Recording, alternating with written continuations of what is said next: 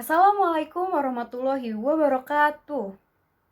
Puji syukur kehadirat Allah Subhanahu wa Ta'ala yang telah melimpahkan rahmat dan karunia-Nya sehingga kita dapat berkumpul pada acara pagi hari ini. Yang terhormat Ketua Yayasan Nurul Iman, Bapak Adi Nugroho, penyelenggara seminar anti seksual abuse, dan para hadirin yang saya cintai. Pada kesempatan kali ini, saya, Mia Fani Gumilang, akan menyampaikan pidato tentang maraknya pelecehan seksual terhadap anak di bawah umur. Nah, bila kita mendengar kata pelecehan seksual, pasti terlintas di pikiran kita tentang perbuatan yang keji dan biadab.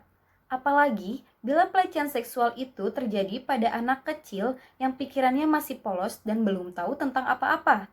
Menurut psikolog Meiti Ariyanti STP MSI, mengutip dari Winarsunu 2008, pelecehan seksual adalah segala bentuk perilaku yang berkonotasi seks yang dilakukan sepihak dan tidak dikehendaki oleh korbannya. Nah, perbuatan ini dilakukan dengan menggunakan paksaan, ancaman, suap, tipuan, atau tekanan. Bentuk-bentuk pelecehan seksual itu sendiri bisa berupa tindak perkosaan atau pencabulan. Pelaku kekerasan seksual tidak hanya berasal dari orang yang tidak dikenal. Pelaku bisa saja berasal dari orang-orang yang kita kenal atau bahkan sangat dekat dengan kita. Nah, contohnya kasus yang terjadi di Garut, Jawa Barat, seorang ayah tak kuat menahan hasrat seksualnya menggauli putri kandungnya yang berumur 17 tahun sebanyak puluhan kali.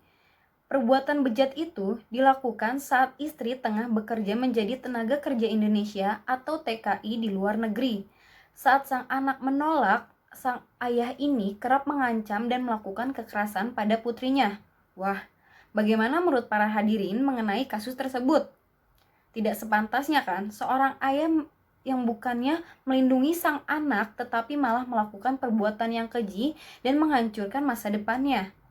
Nah, pada kasus pelecehan seksual terhadap istilah pedofilia yang berarti mengacu pada perasaan terus-menerus dari daya tarik pada orang dewasa atau remaja yang lebih tua terhadap anak-anak prepuber. Nah, seseorang yang melakukan tindakan ini disebut pedofilia. Dalam penegakan hukum, istilah pedofilia umumnya digunakan untuk menggambarkan mereka yang dituduh atau dihukum karena melakukan tindak pelecehan seksual terhadap anak di bawah umur. Namun, tidak semua pelakuan seksual terhadap anak adalah pedofil yang melakukan semua pelecehan terhadap anak-anak. Penegakan hukum dan profesional hukum telah memulai menggunakan istilah predator pedofilia, yang berarti khusus untuk pedofil yang terlibat dalam aktivitas seksual dengan anak di bawah umur. Di Indonesia, pelaku pelecehan seksual dapat dihukum dengan berbagai pasal. Salah satunya adalah pasal penganiayaan yang diatur dalam pasal 351 KUHP yang menurut jurisprudensi berarti penganiayaan yang sengaja dan menyebabkan perasaan tidak enak atau penderitaan, rasa sakit atau luka terhadap anak. Selain itu, ketentuan pasal 80 ayat 1 Undang-Undang Perlindungan Anak juga sudah secara khusus mengatur tentang penganiayaan terhadap anak dengan menyatakan setiap orang yang melakukan kekejaman, kekerasan, atau ancaman kekerasan atau penganiayaan terhadap anak dipidana dengan pidana penjara paling lama 3 tahun atau 6 tahun atau denda paling banyak 72 juta rupiah. Nah, dalam setiap tahun, kasus ini terus bertambah. Berdasarkan hasil Komnas Perempuan, dalam kurun waktu 12 tahun, kekerasan seksual terhadap perempuan meningkat sebanyak 792% atau hampir 8 kali lipat. Dalam kurun 12 tahun tersebut, tercatat sebanyak 431.470 kasus kekerasan seksual yang terjadi terhadap perempuan hingga akhir tahun 2019 lalu. Sementara untuk kasus anak-anak, menurut Komisi Perlindungan Anak Indonesia atau KPAI, pada tahun 2019, khususnya di Satuan Pendidikan, tercatat sebanyak 21 kasus pelecehan seksual dengan jumlah korban 123 anak.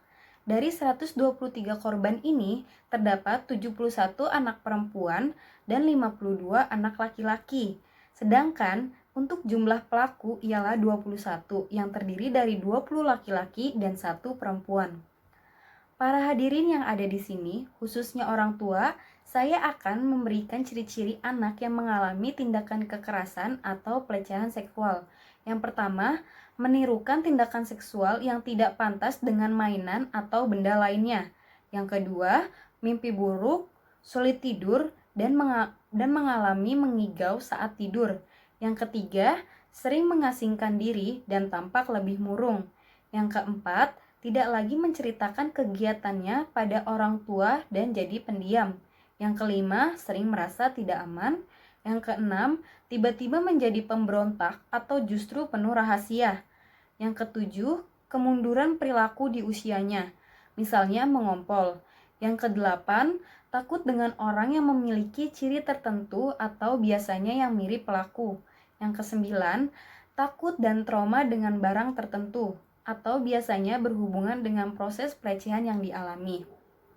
Nah, selain itu, ada juga cara bagaimana mengatasi anak yang mengalami tindak pelecehan seksual agar anak tidak tertrauma berkelanjutan pada masa lalunya. Langkah-langkahnya yaitu, yang pertama, jangan mengisolasi anak. Hal ini justru akan menimbulkan rasa kesepian pada anak sehingga kemungkinan untuk mengingat kejadian buruk yang pernah menimpanya akan semakin besar. Yang kedua, alihkan pada kegiatan yang positif. Agar ia tidak terlalu larut dalam rasa sedih dan takut, arahkan dirinya untuk melakukan hal-hal yang lebih positif. Yang ketiga, tetap optimis. Anak yang masih kecil meniru setiap tindakan yang orang tua lakukan. Yang pertama yaitu karena itu Anda tidak perlu menyesal serta menyalahkan segala sesuatunya. Tetaplah optimis dan teruslah bersemangat untuk mengajari anak Anda agar sembuh dari trauma psikisnya. Nah, itulah beberapa ciri-ciri anak yang mengalami tindak pelecehan seksual dan bagaimana cara orang tua untuk menangani anak-anak yang menjadi korban pelecehan tersebut. Sekian pidato yang dapat saya sampaikan, semoga bermanfaat, semoga saja kasus pelecehan terhadap anak di bawah umur tidak terjadi lagi, dan semoga para orang tua lebih waspada untuk menjaga putra-putrinya agar tidak menjadi salah satu korban tindakan kekerasan dan pelecehan seksual. Terima kasih. Wassalamualaikum warahmatullahi wabarakatuh.